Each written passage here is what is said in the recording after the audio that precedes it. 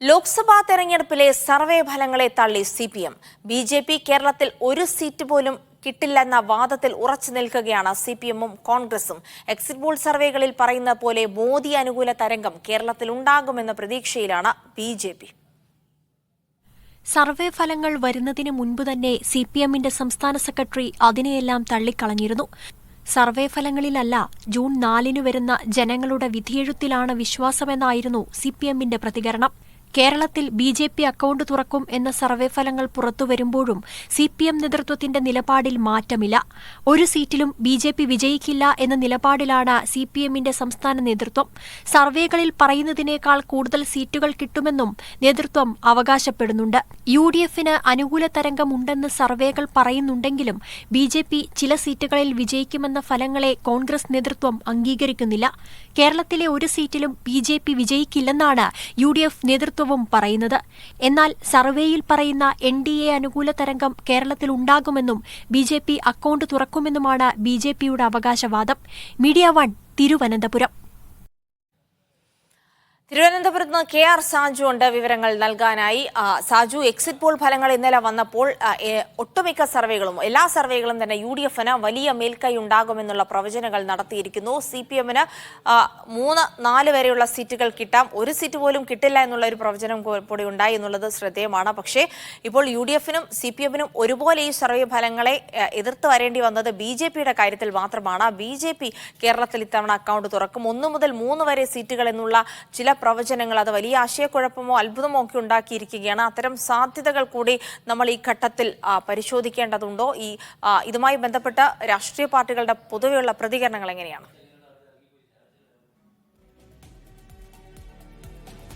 ജിൽസി, കഴിഞ്ഞ കുറച്ചു കാലമായി ദേശീയ സർവേ ഏജൻസികളുടെ എക്സിറ്റ് പോൾ ഫലങ്ങൾ എടുത്തു നോക്കിക്കഴിഞ്ഞാൽ അവർ BJPക്ക് അക്കൗണ്ട് തുറപ്പിക്കാറുണ്ട് സംസ്ഥാനത്ത് എന്നുള്ളത് വസ്തുതയാണ്.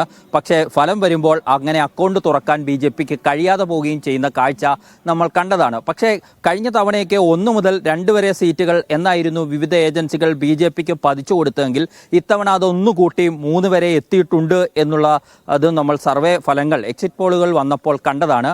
പക്ഷേ അവർ പല ആക്സിസ് മൈ ഇന്ത്യ പോലുള്ള സർവേകൾ ചൂണ്ടിക്കാട്ടിയ 3 മണ്ഡലങ്ങൾ ഉണ്ട്. നമുക്ക് ആ 3 മണ്ഡലങ്ങൾ പോലും എടുത്ത് പരിശോധിച്ചാൽ തന്നെ മനസ്സിലാക്കാൻ കഴിയും അത് എത്രത്തോളം വലിയ ടാസ്ക്കാണ് BJPയെ സംബന്ധിച്ചിടത്തോളം എന്നുള്ളത്. പ്രത്യേകിച്ച് തൃശ്ശൂരാണ് BJPയും പ്രതീക്ഷ വെച്ച് പുലർത്തുന്നത്, സർവേ ഏജൻസികളും BJP ജയിക്കും എന്ന് കരുതുകയും ചെയ്യുന്നത്.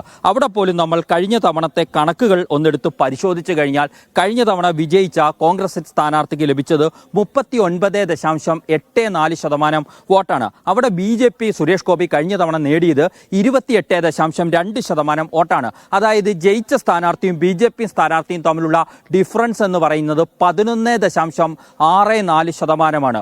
ഇത്രയും വലിയ വോട്ട് ശതമാനം മറികടന്നുകൊണ്ട് വേണം BJPക്ക് തൃശ്ശൂർ പിടിച്ചെടുക്കാൻ എന്നുള്ളതാണ് വസ്തുത.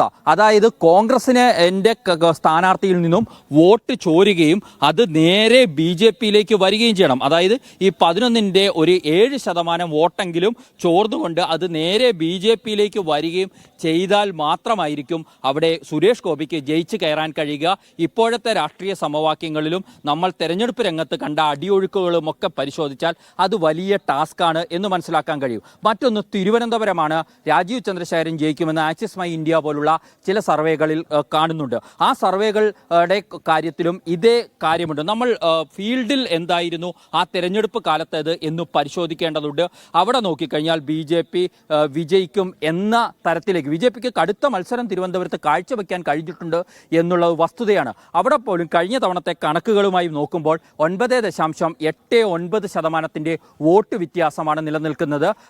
അത്രയും വോട്ട് മറികടന്നുകൊണ്ട് വേണം മുന്നോട്ട് പോകാൻ BJPക്ക് എന്നുള്ളതാണ്. അതായത് 1ാം സ്ഥാനത്തെത്തിയായിരുന്ന UDFിൽ നിന്നും അതിൻ്റെ പകുതിയിലധികം വോട്ട് ചോരുകയും ആ ചോരുന്ന വോട്ട് നേരെ BJPയുടെ രാജീവ് ചന്ദ്രശേഖരന് ലഭിക്കുകയും ചെയ്തെങ്കിൽ മാത്രമേ വിജയിച്ച് കയറാൻ കഴിയുള്ളൂ എന്നുള്ളതാണ് വസ്തുത. ഇനി ആറ്റിങ്ങലാണ്. ആറ്റിങ്ങലിൽ ഈ ഏറ്റവും കൂടുതൽ ഈ BJP പ്രതീക്ഷ വെച്ച് പുലർത്തുന്ന മണ്ഡലത്തിൽ തന്നെ വോട്ടിംഗ് ശതമാനത്തിൽ ഡിഫറൻസ് ഉള്ളത് ആറ്റിങ്ങലാണ്. 13.22 വോട്ടിന്റെ വ്യത്യാസമാണ് കഴിഞ്ഞ തവണ ശോഭാ സുരേന്ദ്രനും അടൂർ പ്രകാശും തമ്മിലുള്ളത്. അവിടെയാണ് V മുരളീധരൻ കഴിഞ്ഞ കുറച്ചു കാലങ്ങളായി കേന്ദ്രീകരിച്ച് പ്രവർത്തിച്ച് മുന്നോട്ട് വന്നിരിക്കുന്നത്. പക്ഷേ അവിടെ പോലും ഇത്രയധികം വോട്ട് ശതമാനം പോകണമെങ്കിൽ വലിയ രീതിയിലുള്ള വോട്ട് ചോർച്ച UDF-ന് സംഭവിക്കുകയും അത് LDF-ലേക്ക് ഒരു ശതമാനം പോലും പോകാതെ അത് BJP-യിലേക്ക് എത്തുകയും ഒപ്പം തന്നെ LDF-ന്റെ വോട്ട് ശതമാനം കൂടാതിരിക്കുകയും ചെയ്യണം. ഇത്തരം ഘടകങ്ങൾ കടന്നു പോകാൻ ആവശ്യമായ രാഷ്ട്രീയ സാഹചര്യം ഉണ്ടായിരുന്നോ ആ മണ്ഡലത്തിൽ എന്ന് ചോദിച്ചാൽ അതില്ല എന്നാണ് ഈ പ്രചരണ രംഗം മൊത്തം കണ്ട ഒരാൾ എന്ന നിലയിൽ വീക്ഷിക്കാൻ കഴിയുക. അതുകൊണ്ട് തന്നെ താമര വിരിയും എന്നത് 4-ാം തീയതി വരെ കാത്തിരിക്കേണ്ടതാണ്. ഈ സർവേ ഏജൻസികളുടെ കണക്കുകൾ എത്രത്തോളം വിശ്വസനീയമാണ് എന്ന ചോദ്യം ഇപ്പോഴും ബാക്കി നിൽക്കുകയാണ് ജിൽസി അക്കാര്യത്തിൽ. തീർച്ചയായും സാജു, ഈ സർവേ ഏജൻസികളുടെ കണക്കുകൾ എത്രത്തോളം കൃത്യമാണ് എന്നുള്ളത് ആ ഫീൽഡിൽ നിന്ന് റിപ്പോർട്ട് ചെയ്ത ഒരാളെന്ന രീതിയിൽ കൂടിയാണ് KR സാജു പറയുന്നത്. എത്രത്തോളം താമര വിരിയാനുള്ള സാഹചര്യമുണ്ട്, പ്രത്യേകിച്ച് ഈ എടുത്തു പറഞ്ഞ 3 മണ്ഡലങ്ങളിൽ എത്രത്തോളം അതിനുള്ള രാഷ്ട്രീയ അടിയൊഴുക്കുകൾ ഉണ്ട് എന്നുള്ളതൊക്കെ കണ്ടറിയേണ്ടത് തന്നെയാണ്. എന്തായാലും നമുക്ക് കാത്തിരിക്കാം. എണ്ണിപ്പറയും ഓരോ വോട്ടും ജൂൺ 4 മീഡിയ 1-നൊപ്പം.